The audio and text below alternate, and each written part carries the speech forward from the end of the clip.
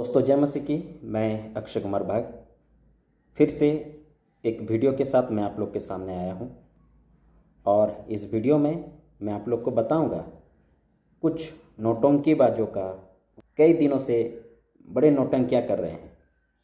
यह सिस्टर का नाम है विजेता यादव। ये भी नौटंकी कर रही है। और एक फ़ोटो देख लीजिए, इनका नाम है गोविंद कुमार। ये भी नौटंकी कर रहे हैं। और ये इसका नाम है अभय कुमार। ये तो नौटंकीबाज ही है। तो ये जो फ़ोटो मैं आप लोग के सामने में दिखाया, ये तीनों के तीनों बड़े नौटंकीबाज हैं।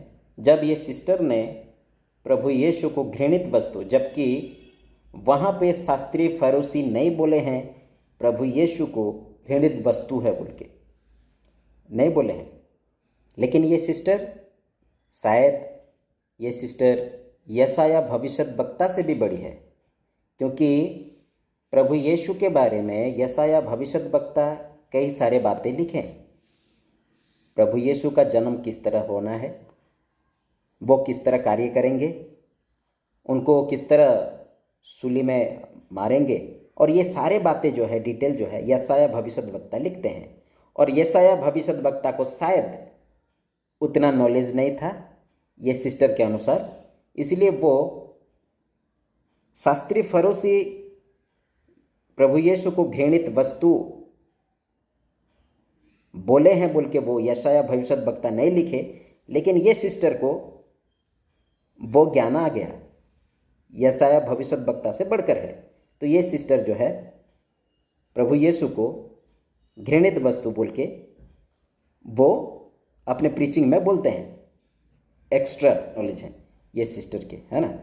तो जब इनको बोला गया कि आप जो वीडियो में बोले हैं घृणित वस्तु, प्रभु यीशु को कैसे बोल सकते हैं, अपना जो गलती है उसको सुधारिए। लेकिन ये सिस्टर बोलती है कि नहीं, मैं नहीं सुधारूंगी। कहती है कि एमएमबी में यशायाह और हनोक की पुस्तक में सिखाया जाता है। तो ठीक है ना, आपको सिर्फ हनोक और यशायाह की पुस्तक सीखो और जो बाइबल है प्रोटेस्टेंट बाइबल को छोड़ दो, ऐसा तो कभी बोले नहीं है। नॉलेज के चलते, कुछ नॉलेज हासिल करने के लिए आप यशायाह जो पुस्तक है उसमें जा सकते हैं और उसमें जाके हमें सिखा रहे हैं। एमएमबी के जो डायरेक्टर सर उसमें जाके हमें सिखा रहे हैं कुछ नॉलेज हासिल करने के लिए। मैं आप लोग के सामने रख रहा हूँ और इसीलिए मैं इनको कह रहा हूँ कि ये नौटंकीबाजी है। ये कहते हैं कि हमें यशायाह की पुस्तक ज़रूरत नहीं है, हमें हनोक की पुस्तक की ज़रूरत नहीं है। यशायाह और हनोक की पुस्तक जो है वो कल्ट है, वो इथोपियन बाइबल है, ठीक है।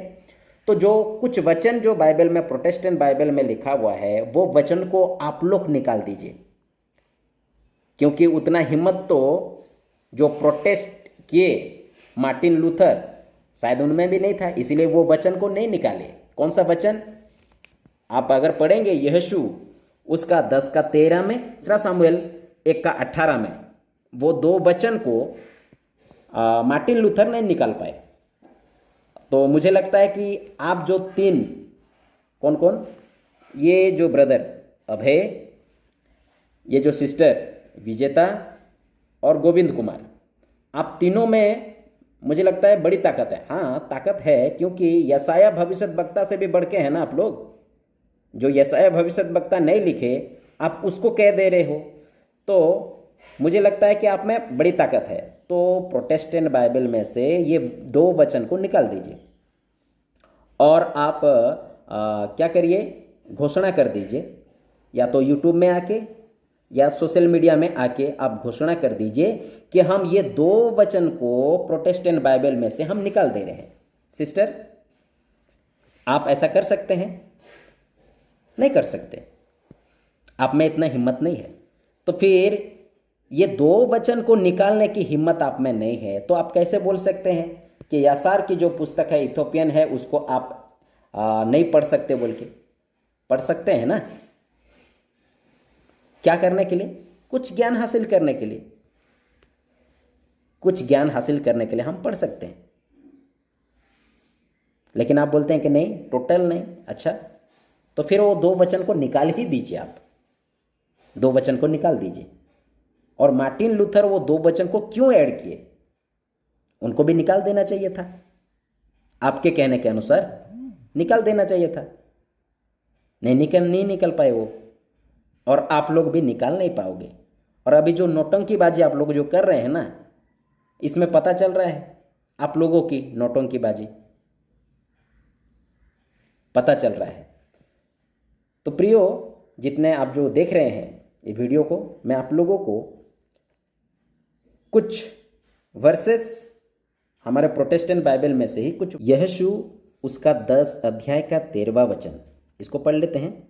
लिखा हुआ है, और सूर्य उस समय तक थमा रहा और चंद्रमा उस समय तक ठहरा रहा जब तक उस जाति के लोगों ने अपने शत्रुओं से बदला ना लिया। क्या ये बात यासार नामक पुस्तक में नहीं लिखी है कि सूर्य आकाश मंडल के बीचों बीच ठहरा रहा और लगभग 4 पहर तक ना डूबा? तो ये किन को कह रहे हैं? यहोशू उन इजरायलियों को जो यासार नामक पुस्तक पढ़ रहे थे, इसीलिए उनको समझा रहे हैं, उनको याद दिला रहे हैं कि क्या ये बातें यासार नामक पुस्तक में नहीं लिखी है। समझिए इस बात को। तो इजराइल लोग उस समय उस पुस्तक को पढ़ रहे थे, इसीलिए उनको याद दिला रहे हैं यहोशू कि क्या ये बातें यासार नामक पुस्तक में नहीं लिखी है कि सूर्य आकाश मंडल के बीचों बीच ठहरा रहा बोल के। तो पुस्तक को पढ़ रहे थे विजेता सिस्टर, पुस्तक को पढ़ रहे थे। कौन सा पुस्तक? यासार नामक पुस्तक, जिस पुस्तक को लेके आप लोग कुछ लोग नौटंकीबाज कर रहे हो, है ना। ये पुस्तक को इजराइल लोग पढ़ रहे थे। ठीक है, और एक वचन पढ़ लेते हैं। दूसरा सामुएल पहला अध्याय का 18वां वचन में लिखा हुआ है, और यहूदियों को ये धनुष नामक गीत सिखाने की आज्ञा दी, ये यासार नामक पुस्तक में लिखा हुआ है। तो यहाँ पे सामुएल भी कह रहे हैं इजरायलियों को, यहूदियों को धनुष नामक गीत सिखाने की आज्ञा दी, और ये बातें, ये विषय यासार नामक पुस्तक में लिखा हुआ है। तो ये भी याद दिला रहे हैं इजरायलियों को, याद दिला रहे हैं। आप जो पढ़े हैं, आप जो पढ़ते हैं, आपके पास में जो पुस्तक है, कौन सा पुस्तक? यासार पुस्तक, उसमें लिखा हुआ है। तो शमूएल नबी भी पढ़ रहे थे, यहोशू भी पढ़ रहे थे, और उस समय के इजरायली लोग भी पढ़ रहे थे। इसीलिए ये उन लोगों को याद दिला रहे हैं कि ये बातें यासार नामक पुस्तक में लिखा हुआ है, ये गीत सिखाने की आज्ञा यासार नामक पुस्तक में लिखा हुआ है। देखिए, तो फिर पढ़ रहे थे ये लोग पढ़ रहे थे। क्या करने के लिए पढ़ रहे थे? कुछ ज्ञान हासिल करने के लिए। विजेता सिस्टर और ब्रदर गोविंद, ये पुस्तक के बारे में कहाँ पे? बाइबल में लिखा हुआ है यासार नामक। इसीलिए यासार नाम के पुस्तक को मैं ले रहा हूँ, आपको सिखाने के लिए बोले हैं। शायद आप लोग ध्यान नहीं दिए होंगे, इसीलिए आपको पता नहीं है। और कुछ वचन को मैं आप लोग के सामने रख रहा हूँ। उत्पत्ति उसका 4 अध्याय का 8वां वचन में लिखा हुआ है, हमारे प्रोटेस्टेंट बाइबल में लिखा हुआ है, तब कैन ने अपने भाई हाबिल से कुछ कहा। क्या कहा? यह हमें कहाँ से मिलेगा? ठीक है, फिर लिखा हुआ है, और जब वे मैदान में थे, दोनों जब मैदान में थे, तब कैन ने अपने भाई हाबिल पर चढ़कर उसकी हत्या कर दी। तो क्या कहा? ये नॉलेज हमें कहाँ से मिलेगा? ठीक है, और एक वचन, अब इन वचनों को भी पढ़ लेते हैं। उत्पत्ति उसका 6 अध्याय का 1 से लेकर पढ़ेंगे। फिर जब मनुष्य भूमि के ऊपर बहुत बढ़ने लगे और उनकी बेटियां उत्पन्न हुई, तब परमेश्वर के पुत्रों ने मनुष्य के पुत्रियों को देखा, वे सुंदर हैं, और उन्होंने जिस जिसको चाहा उनसे ब्याह कर लिया।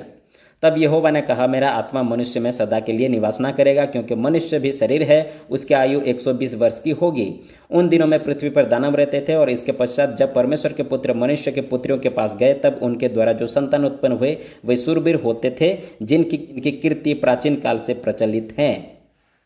यहोवा ने देखा कि मनुष्य की बुराई पृथ्वी पर बढ़ गई है और उनके मन के विचार में जो कुछ उत्पन्न होता है वो निरंतर बुरा ही होता है।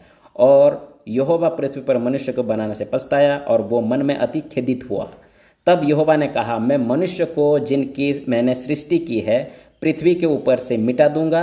क्या मनुष्य, क्या पशु, क्या रेंगने वाले जंतु, क्या आकाश के पक्षी, सबको मिटा दूंगा, क्योंकि मैं उनके बनाने से पछताता हूँ। अब यहाँ पे सवाल उठता है कि हम छठा अध्याय का 1 से हम पढ़ते हैं तो यहाँ पे गलती किन की है? देखिए, मनुष्य 1 से लेकर अगर पढ़ते हैं, छठा जो वचन है यहाँ तक मनुष्य मनुष्य, देखिए मनुष्य को बनाने से पछताया। तो जब मनुष्य की गलती है तो फिर रेंगने वाले जंतु, पशु, आकाश के पक्षी, इनका क्या दोष है? इनको क्यों मिटाने के लिए बोल रहे हैं परमेश्वर? ये ज्ञान हमें कहाँ से मिलेगा? तीसरा, यह है उत्पत्ति उसका 5 अध्याय का 29वां वचन। यहाँ पे लिखा हुआ है, उसने ये कहकर उसका नाम नूह रखा कि यहोवा ने जो पृथ्वी को श्राप दिया है। तो उत्पत्ति 1 से लेकर 5 तक पढ़ लीजिए, हमें कहाँ से मिलेगा? ये वचन को भी पढ़ लीजिए, उत्पत्ति 11 अध्याय का 28वां वचन में। और हारान अपने पिता के सामने ही कसदियों के ऊर नाम नगर में, जो उसकी जन्मभूमि थी, मर गया।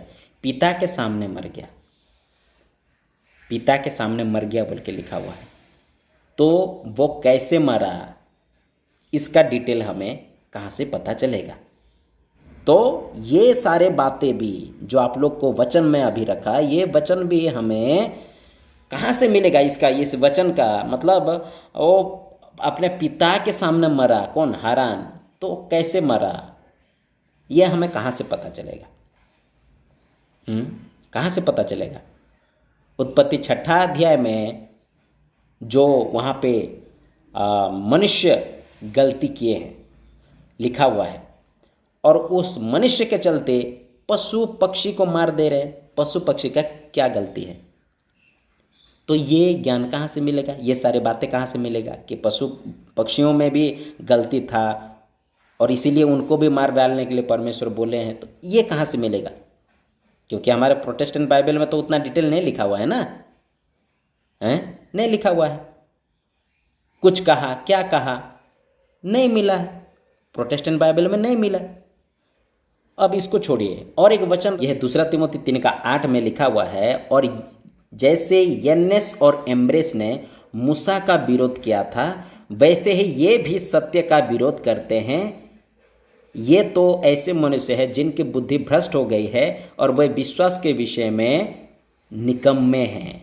तो यन्नेस और एम्ब्रेस निर्गमन के पुस्तक में यन्नेस और एम्ब्रेस आप निकाल के बताइए।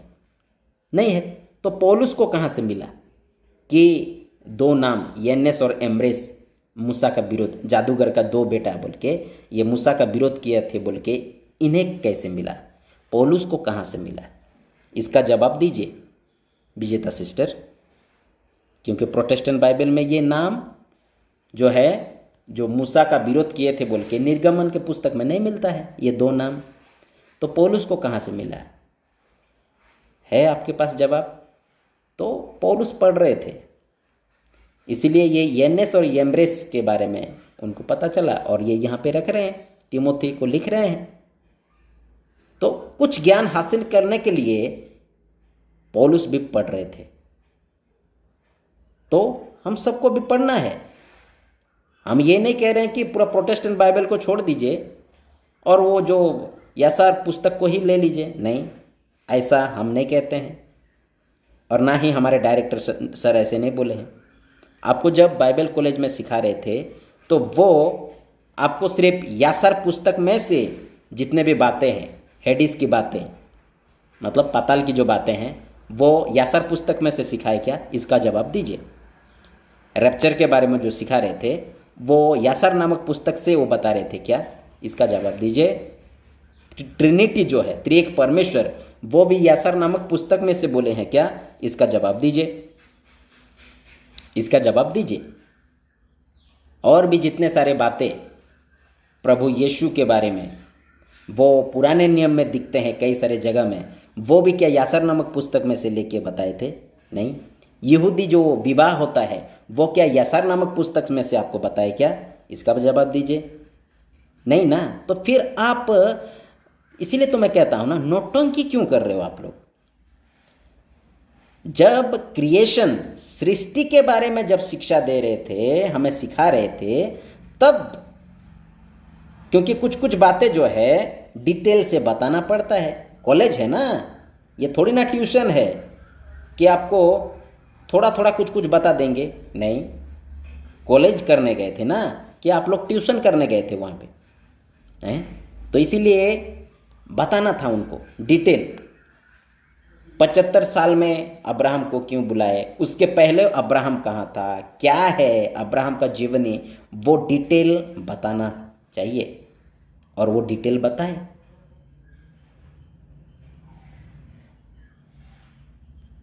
लेकिन आप लोग तो बड़े नौटंकीबाज हैं। आप लोग बोलते हैं कि नहीं, ये सिर्फ यासर नामक पुस्तक, तो यासर नामक पुस्तक सिर्फ क्रिएशन, और वो भी कहाँ तक? अब्राहम तक।